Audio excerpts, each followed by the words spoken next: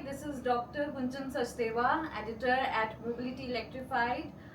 Today I am here to meet Dr. Uday Narang, founder of OSM Omega Seiki Mobility. Hello sir, thank you very much for joining us today for this beautiful conversation. And before diving into, I would like to know what's new in OSM. Great to be here, Dr. Gunjan, and congratulations on Mobility Electrified. I know you come with a very strong pedigree. I have known the work that Meshmix and specifically my very good friend Dinesh Mishraji and Preeti San. We've known each other for a long time, and I'm great to see that you guys from dynamic manufacturing are moving into Mobility Electrified. OSM has always been, the word O always brings success, whether it's Geo or whether it's Amazon or whether it is Oyo, whatever. Om means success. So I'm really, glad to say that after almost 8 to 9 years, OSM is chugging along as a train in this electrification world. We have been, we put about 28,000 vehicles. We are doing, 2-wheelers, 3-wheelers. We've got the 1-ton truck. I'm working on bigger truck line. We are working in building our international business in West Africa. We are working in our project in the Middle East, which is obviously a little bit on the slowdown because of the war. And finally, what I'm really glad to say is this journey of 8 to 9 years, we are now ready to take OSM to the financial markets to be able to list, and so that we can move to OSM 2.0, so we can be a very significant player to accelerate our growth. I think that it's been something that we've talked about, where we go to the financial markets and take a long-term vision even further and build OSM all across this nation and build a green energy sustainability, but also bring profitable businesses. And I think that's what OSM has been about. Me and my teams have been on this journey, which I say is mission impossible, and I think you'll see more of it in the very near future. Thank you very much for giving us your precious time, taking out. And my another question is, Dr. Narang, given the recent global energy shocks, so now fast do you see India shifting away from crude oil, and what role will biofuels like E20 play alongside EVs? Look, energy independence is the most important part of our country. 3 to 4 months of 80 to 90 to 100 to $120 oil, and we have got our economy shaken. We have dropped from the 3rd largest economy to the 7th largest economy. The rupee has taken a hit. We have to be energy independent. अगर अब वो नहीं करेंगे तो इस देश को आगे बढ़ाना बहुत मुश्किल हो जाएगा. 90% of our oil is imported, and I think that's extremely important that we move not just towards EV, E20, hydrogen, but we've got to have alternate, and we have to be energy independent. And if we've got to make India great, if we've got to make India a powerhouse, this has to happen. This is not just only, and I'm repeating myself, a clean energy situation. It is important for our survival. हमारे देश के लिए, हमारी भारत माता के लिए ये लाना बहुत जरूरी है. As you just said regarding the Bharat Mata, I would also wanted to know your opinion regarding the Atmanirbhar Bharat. Please tell us about Atmanirbhar Bharat, as well as regarding the rupee. Now people are saying it is degrading, as well as rupee गिर रहा है. देखिए आत्मनिर्भर भारत, विकसित भारत बहुत अच्छा है, and I think these are good slogans, but हमें उस पे काम करना पड़ेगा. That time has come. भाषण जरूरी है, लेकिन उससे ज़्यादा जरूरी है action, results. to deliver to what we say. And I'm very sorry to say that if we do not do what we've been talking about on energy independence, on R&D, India spends the least amount of money on R&D. We need to increase R&D. We need to look at building India in AI, in quantum technology, in robotics, in all of these spaces. ये startups of gig workers and ये pani puri और biryani की startups हमें कहीं नहीं लेके जाएंगी. I'm very sorry to say, yes, we can have some of these stars at gig workers saying we are building such a great 20-30 हजार रुपए में क्या बना रहे हो आप country को? Build technology, build space technology, and I'm telling you clearly that is what is needed. The rupee is falling. Why? The rupee is falling because we are 90% energy independent on Middle Eastern and foreign oil, and we have not done much. We can say we have done. अगर इतना ही किया तो इतना क्यों hit हो रही है? मेरे लिए ये मुद्दा इस देश को अगर आगे बढ़ाना है. Rupee will be weaker. The stock market will not be going where it needs to go, and this country cannot and will not go higher if we don't do this. ये अब हम सबके लिए कर्तव्य है, ये हमारी सबकी ड्यूटी है. And I'll tell you what, please, please, please, gig workers को छोड़ दो और इकोनॉमी बनाओ on space and R&D करो. अगर R&D में इन्वेस्ट करेंगे, don't think short term, think long term. तभी बचेगा इंडिया, तभी बचेगा रुपी और तभी चलेगी गाड़ी. I agree what you said. I want to extend what you just said regarding R&D. So I would like to know what are the key R&D priorities for OSM in 2006?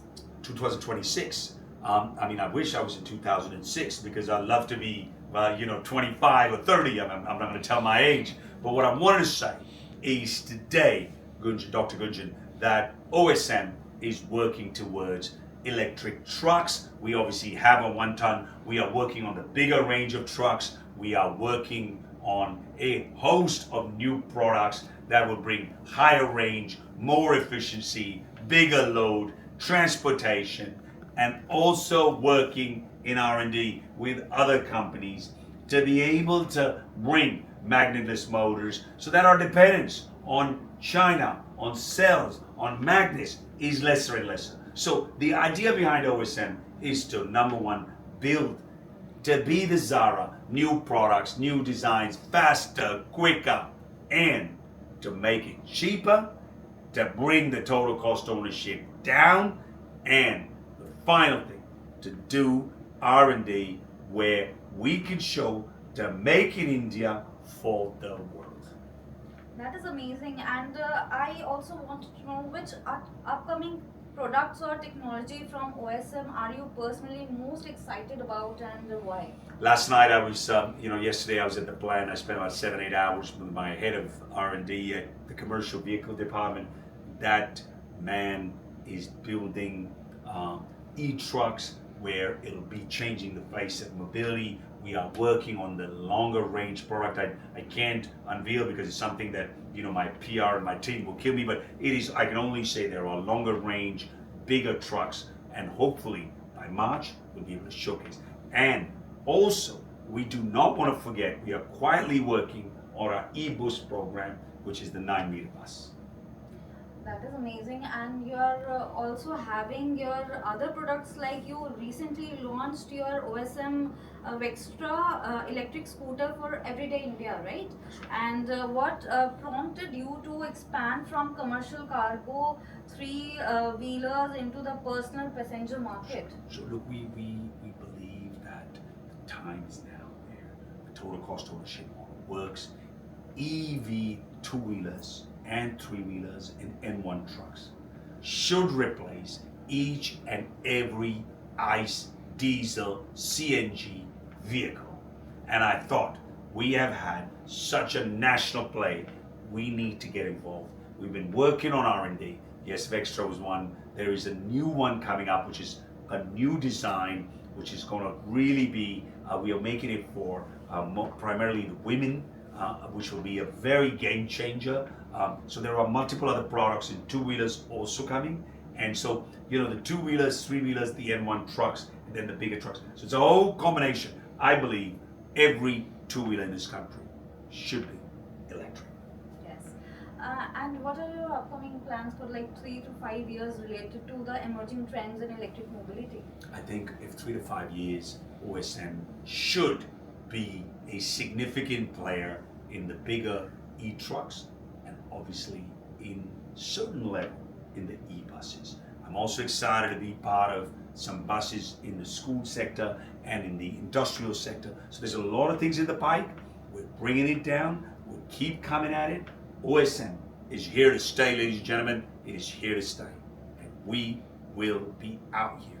And it's about building a country, a nation for something that are not just our forefathers, but I keep saying this. I'm a big Martin Luther King fan. I've said this before.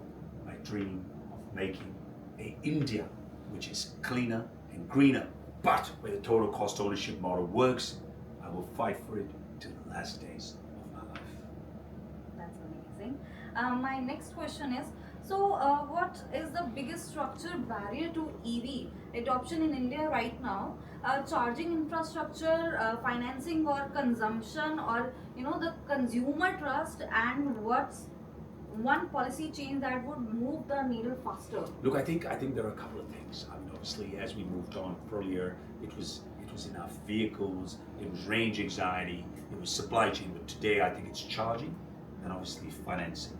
But I think charging is the biggest game. It's like, it's not about tier 1. It's about tier 2, 3, 4 cities. And I'll tell you, we need to put the charging. China, I'll give you an example. As oil prices go up, their demand of oil has continually gone down. You know why? Because the EV ecosystem is reducing demand by a very, very significant amount.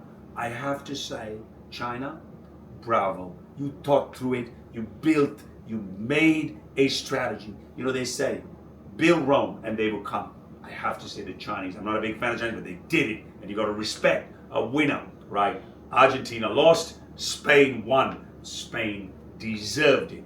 My thing is that today we have to be able to build, we have to be able to do this for the long. It's India's opportunity. Charging infra is important. Financing is an issue, but it'll come. If you give long-term warranty as an OEM, financing will be there. So for me, charging, and at the right location and at the right places. And what regarding the consumer trust? And what are we when we are talking about shifting from petrol to EV? So it is a difficult, Look at the two-wheelers and the three-wheelers and the one trucks. I don't think we need to convince people. You're seeing the growth. You're seeing, in the three-wheelers, the usage is already about 64%. In two-wheelers, you're seeing this. You saw the government of India through the India-Japan Fund invest in Ethanol. Shows how much the government wants to be here. I'm telling you, this is now. Jo EV mein jinhone 7-8 saal.